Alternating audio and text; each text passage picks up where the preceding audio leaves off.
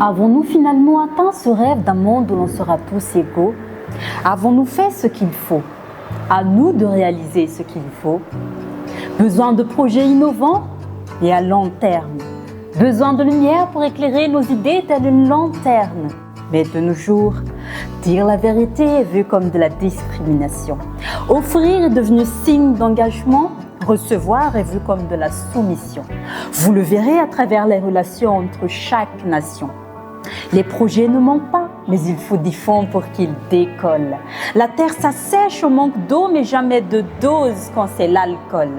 On a la tête vide comme nos ventres ou nos portefeuilles, habitués à ce que les fardeaux respectifs, on les porte seuls.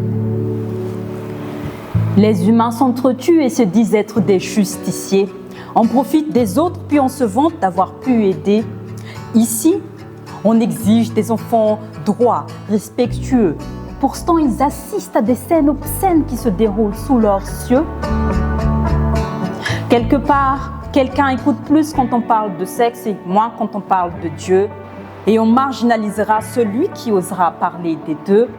Trop perverti, on renie l'amitié entre filles et garçons. On véhicule que faire confiance est devenu un poison. Car la même main qui te sert peut être la même main qui t'empoisonne. Il faudra compter toutes les fois où l'on pardonne. Des savants traités de fous pour leur interdire de trop savoir. Et nous, des aveugles quand on essaye de trop voir. Nous, on trouve des solutions sans vraiment passer à l'action. Apparemment, ce qui importe, c'est de courir vers l'argent.